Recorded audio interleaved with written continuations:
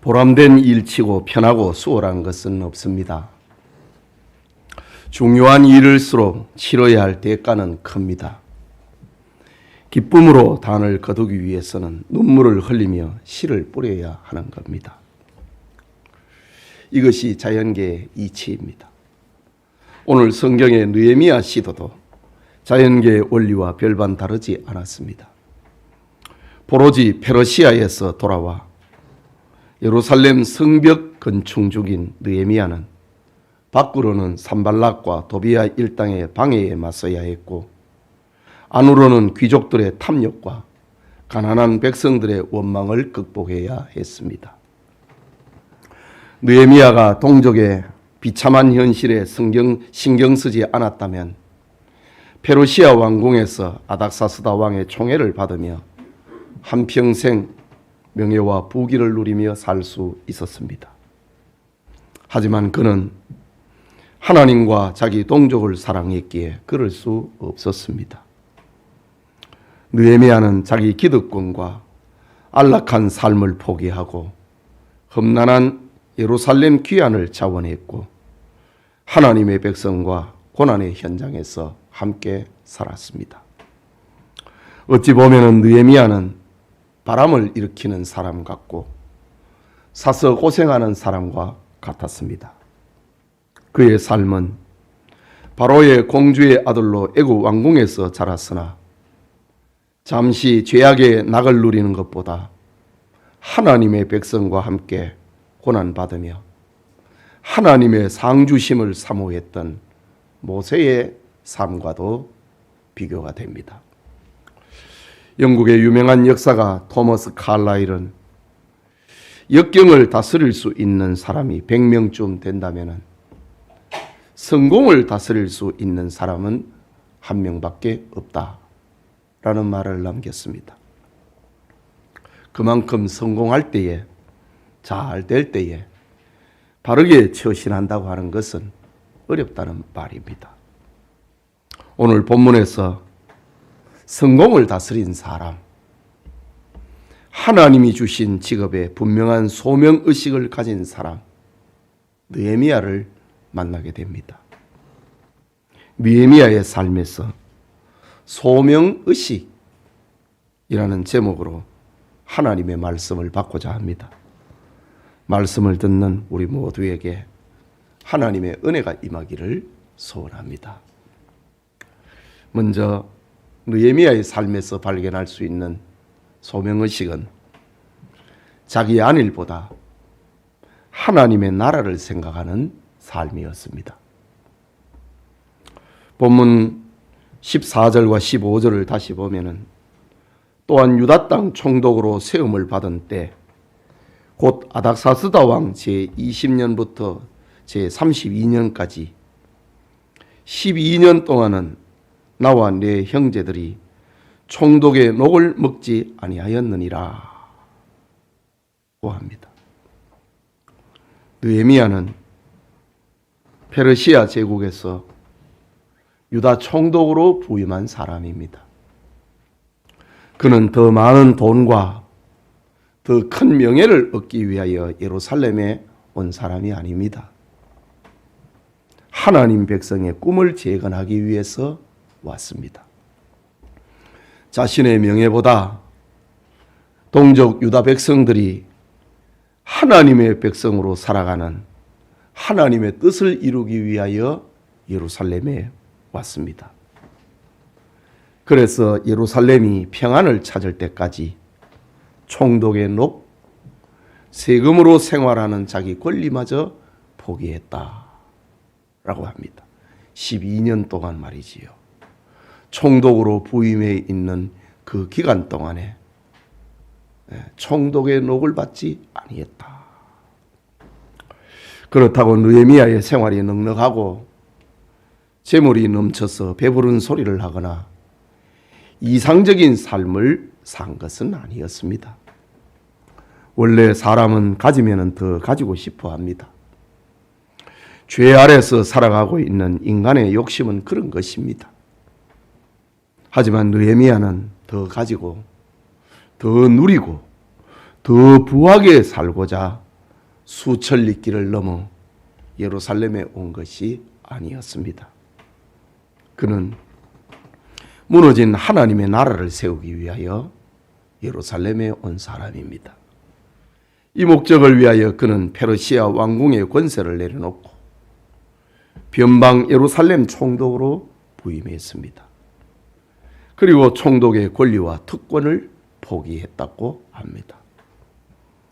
15절을 보면은 나보다 먼저 있었던 총독들은 백성에게서 양식과 포도주와 은 40세겔을 그들에게서 받았고 또한 그들의 종자들도 백성을 압제하였으나 라고 합니다.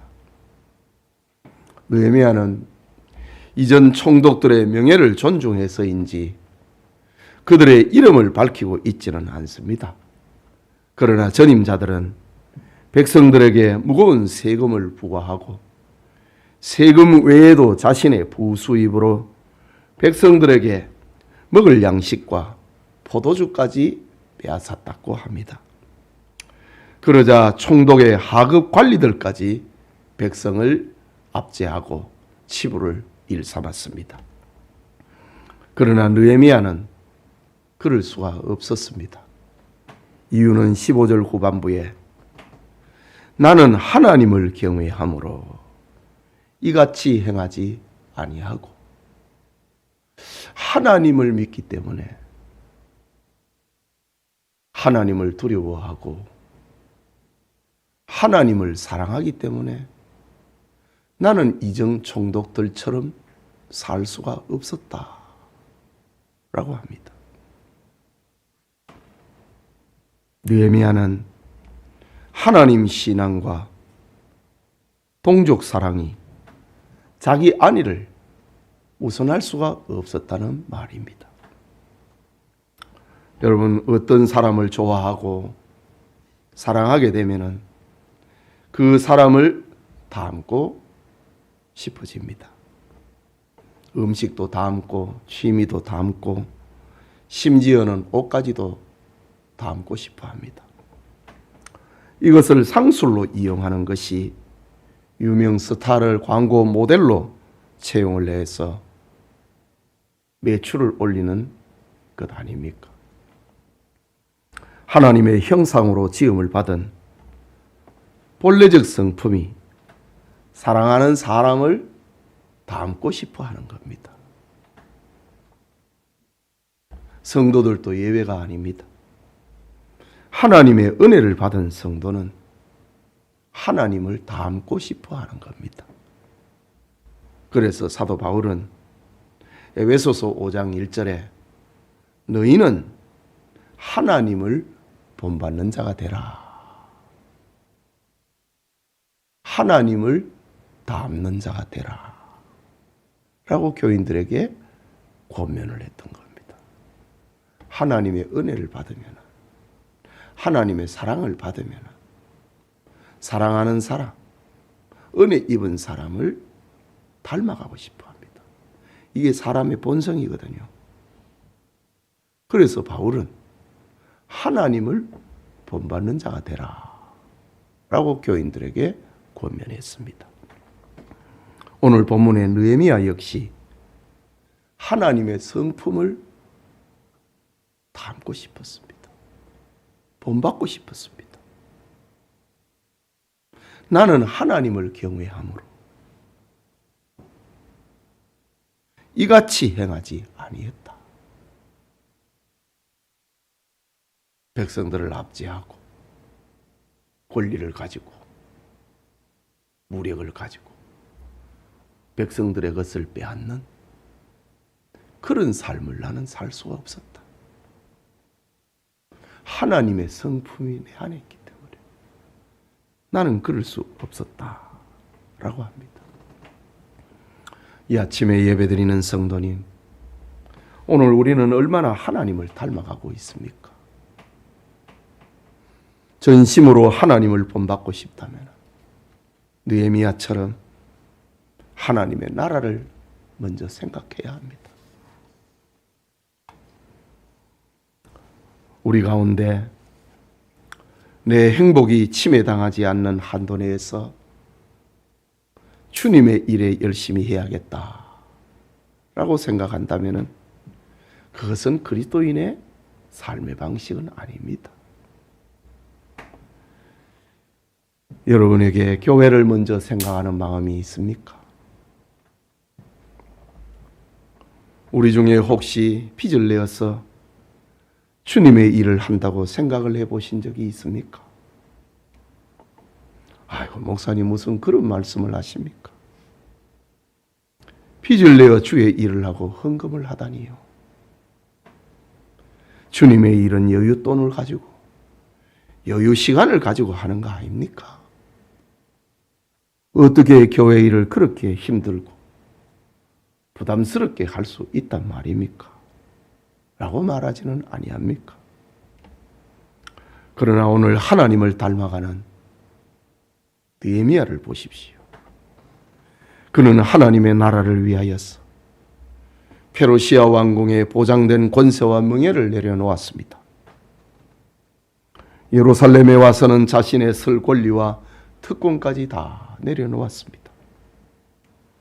하나님의 자녀된 성도는 이처럼 하나님을 닮아가야 하는 겁니다.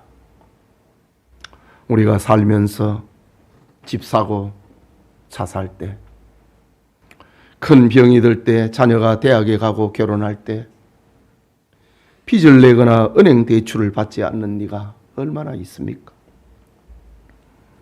내 삶을 위해서는 빚 내고 대출 받는 것이 당연한데 하나님의 나라와 교회를 위해서 빚 내고 대출 받는 것을 왜 부담스럽고 불가능한 것으로 생각을 하는 겁니까?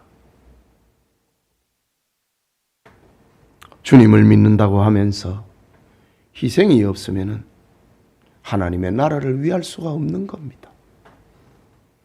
자기 희생이 없이 모인 교회는 아무리 하나님의 사업이 어떻고 주님의 일이 어떻고 미사 여구를 남발한다고 할지라도 몇 년, 아니 몇십 년이 지나도 성장하지 못하고 그 교인의 신앙은 제자리입니다.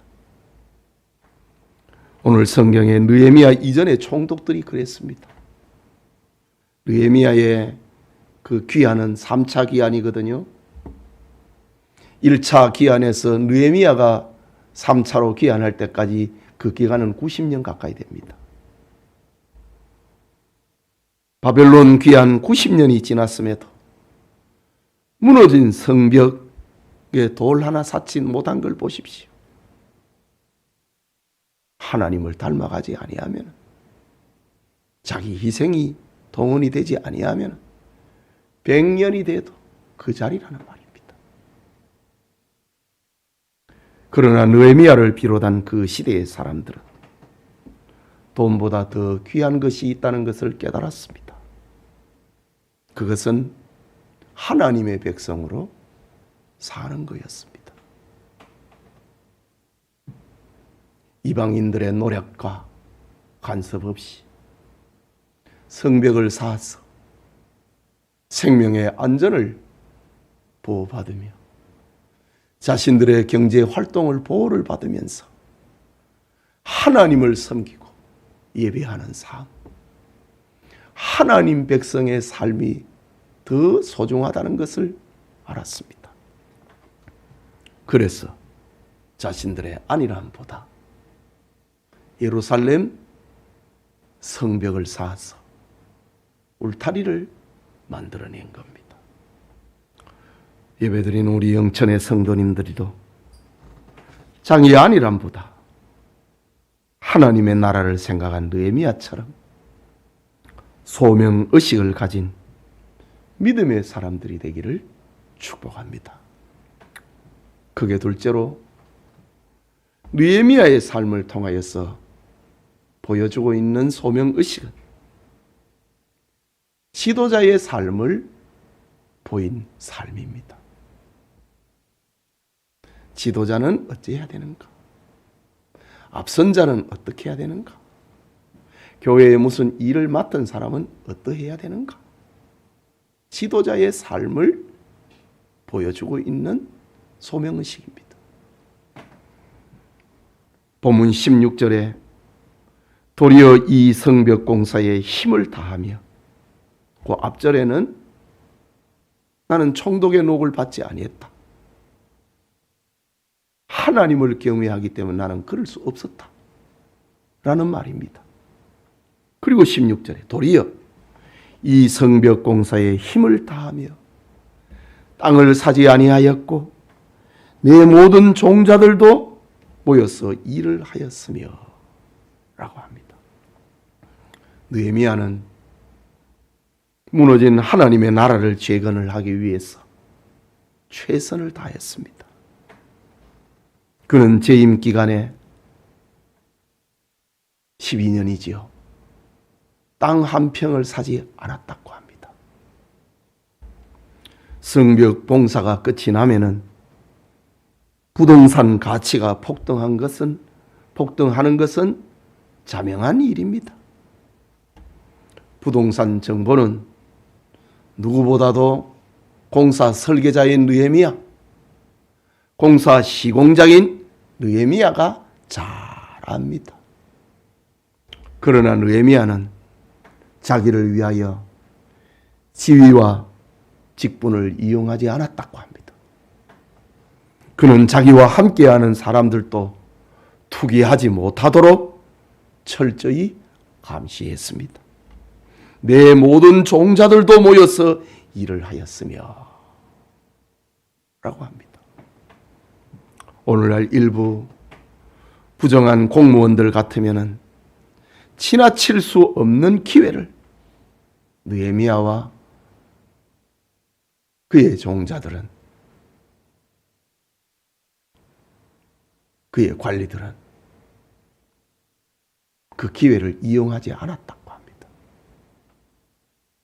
계속해서 17절에서 18절을 보면은 또 내 상에는 유다 사람들과 민장들 150명이 있고 그 외에도 우리 주위에 있는 이방 족속들 중에서 우리에게 나아온 자들이 있었는데 매일 나를 위하여 소 한 마리와 살찐 양 6마리를 준비하며 닭도 많이 준비하고 열흘에 한 번씩은 각종 포도주를 갖추었나니 비록 이같이 하였을지라도 내가 총독의 녹을 요구하지 아니하였으면 이 백성의 부역이 중함이었더라고 합니다. 본문은 느헤미야의 식탁에서 함께 먹는 사람들의 숫자와 매일의 양식값을 기록하고 있는 겁니다. 느헤미야는 공사 책임자 150명, 감독들이지요. 감독이 150명입니다. 그리고 일하러 온 이방인들을 위하여 매일 음식을 제공을 했다고 합니다. 중요한 것은 이 모든 경비를 느헤미야가 직접 담당했습니다. 이렇게 엄청난 비용이 매일매일 지출이 되었는데도 내가 총독의 녹을 요구하지 아니하였으면 이 백성의 부역이 중함이었더라 라고 합니다.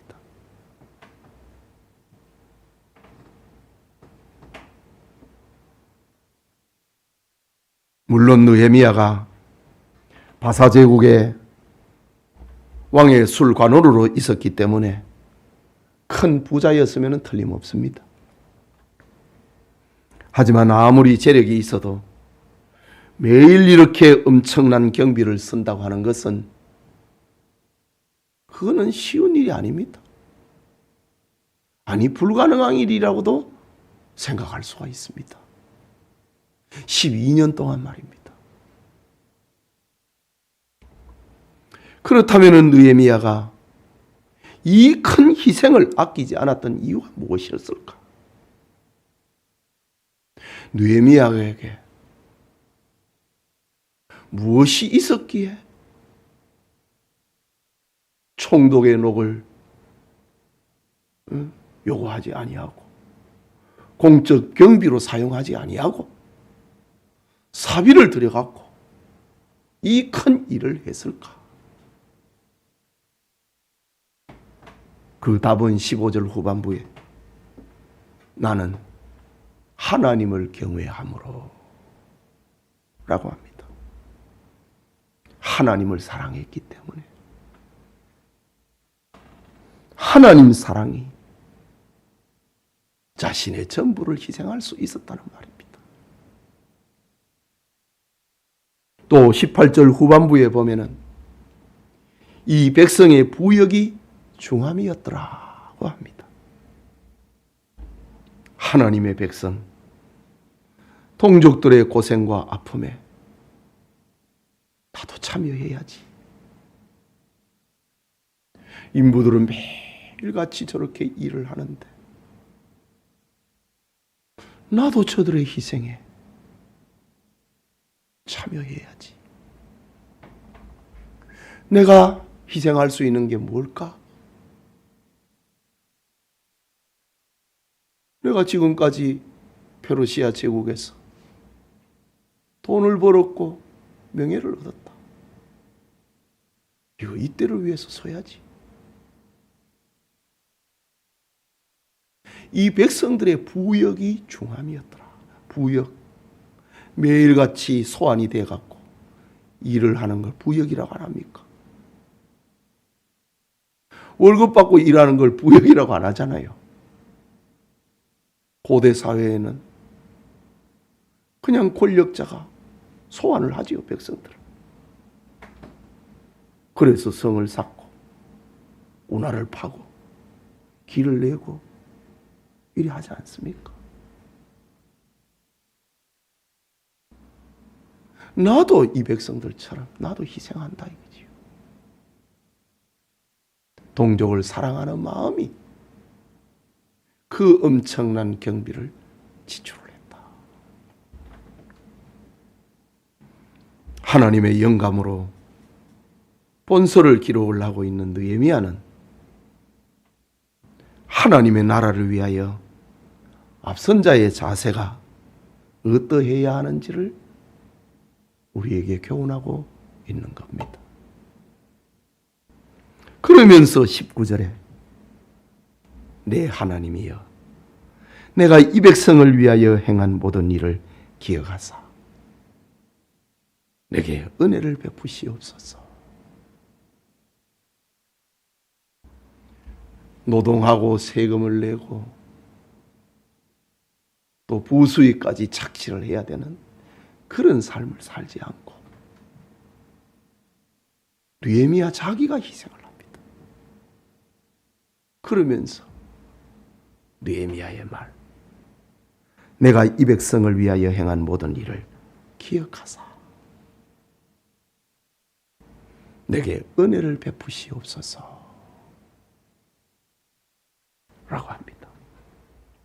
말하자면 느헤미야는 사람들로부터 받는 명예나 찬사보다 하나님의 축복을 소망했다는 말입니다. 그는 하나님의 은혜를 소망을 하면서 본이 되는 사명인의 삶을 살았습니다. 이것이 진정 믿음이고 소명의식이라고 할 수 있는 겁니다. 히브리서 11장 6절에는 믿음이 없이는 하나님을 기쁘시게 못하나니 믿음이 없이는 느헤미야처럼 못 산다 이 말입니다.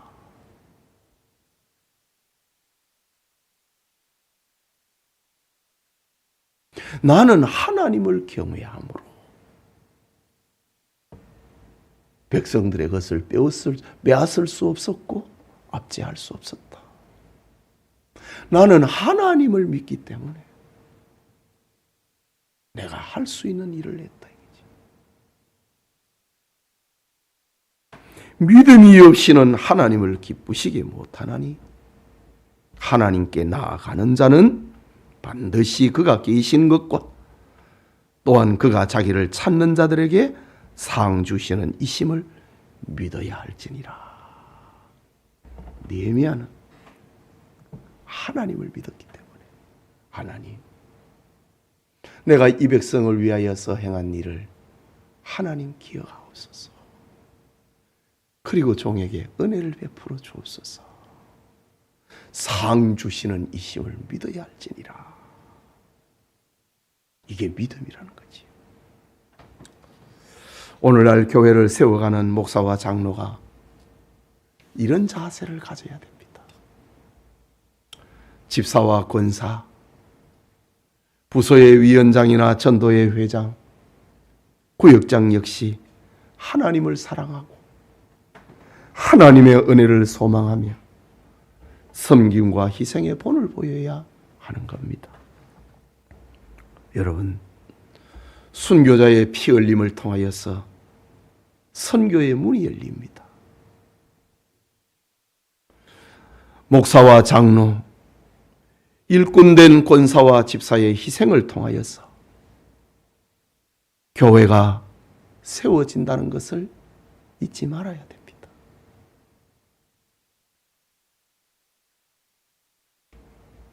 목사가 나는 열심히 설교하고 가르치면 내일은 끝난 것이고, 장로와 집사와 권사들이 헌금하고 봉사해야지 라는 생각은 하나님 앞에서 합당하지 않습니다. 장로가 희생과 섬김보다 당회원의 권리를 주장하면 그것은 부끄러운 일입니다. 예수님께서 제자들에게 교회를 세우는 원리를 알려주셨습니다.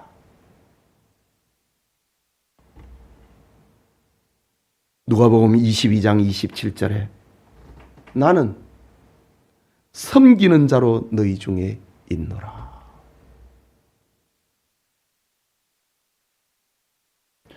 나는 섬기는 자로 너희 중에 있노라. 예수님의 말씀입니다. 예수님은 이 땅에 교회를 세우러 오신 분입니다. 교회를 세우는 원리는 나는 섬기는 자로 너희 중에 있노라.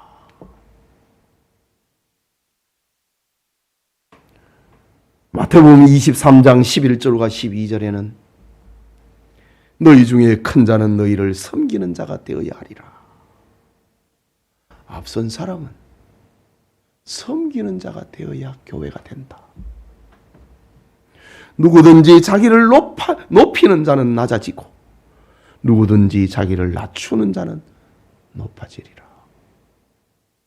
이것이 교회 형성의 원리입니다. 여러분은 지금 어떻습니까? 사람들로 받는 찬사보다 하나님의 축복을 소망하고 있습니까? 자기 선행을 자랑하기보다 하나님의 은혜를 소원하고 있습니까? 두려운 마음을 가지고 있습니까? 낮아지고 희생하는 자로 살고 있습니까? 우리의 삶에 하나님 앞에서 하는 것은 무엇이고 하나님이 기억하시고 칭찬하실 것은 무엇이라고 생각합니까? 내 삶에 하나님이 기억하시고 잘했다, 하나님이 칭찬하시는 그게 뭐냐고. 아니면은 내 마음의 수양을 위하여서, 가족의 평화를 위하여서, 내 자식의 장래를 위하여 봉사합니까? 다시 19절을 생각해야 합니다.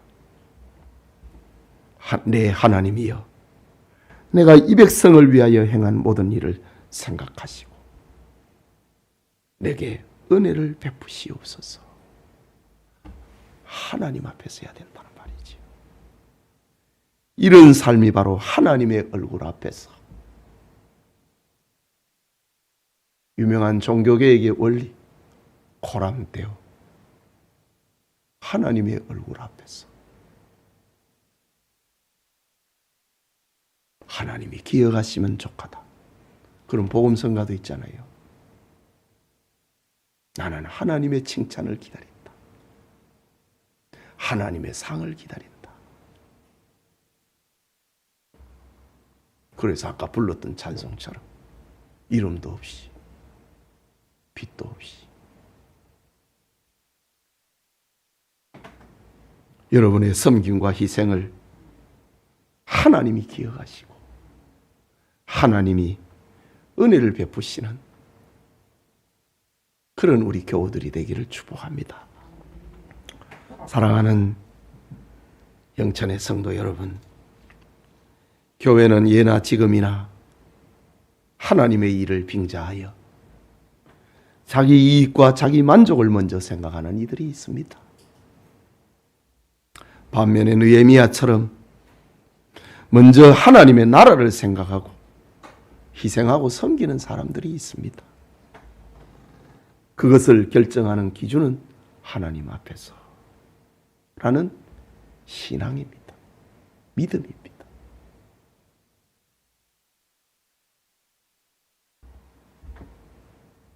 요셉은 내가 하나님 앞에서 어찌 죄를 지으리까 고람되어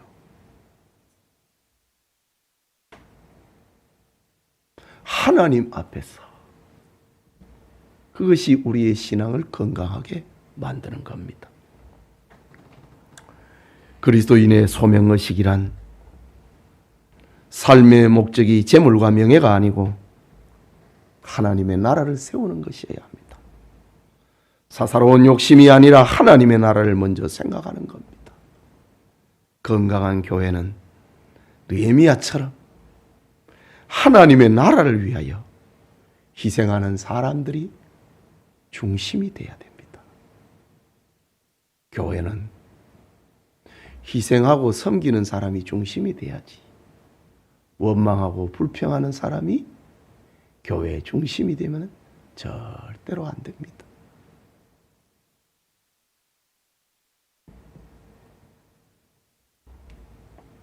예수님께서는 건강한 교회의 원리, 축복의 원리를 알려주셨는데 요한복음 12장 24절에 내가 진실로 진실로 너희에게 이르노니 한 알의 밀이 땅에 떨어져 죽지 아니하면 한 알 그대로 있고 죽으면 많은 열매를 맺느니라. 건강한 교회의 원리요, 축복의 원리입니다. 사도 바울은 자신의 소명의식을 밝히면서 갈라디아서 2장 20절에 우리의 세례대에도 글 써놨습니다. 내가 그리스도와 함께 십자가에 못 박혔나니 그런즉 이제는 내가 사는 것이 아니요 오직 내 안에 그리스도께서 사신 것이라. 이제 내가 육체 가운데 사는 것은 나를 사랑하사 나를 위하여 자기 자신을 버리신 하나님의 아들을 믿는 믿음 안에서 사는 것이라. 이것이 바울의 소명의식이었습니다. 이런 신앙을 오늘 성경에 느헤미야가 가졌다 이거죠. 내가 이제 사는 것은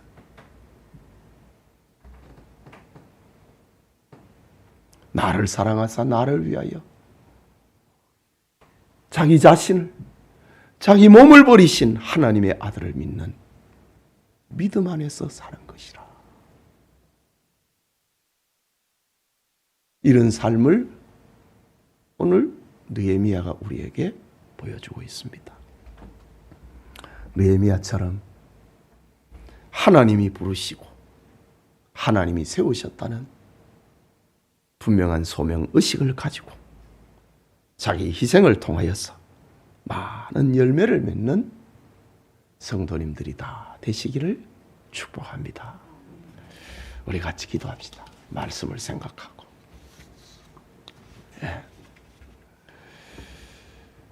소명의식, 믿는다고 하는 것이 이런 삶이다. 우리 같이 기도합시다.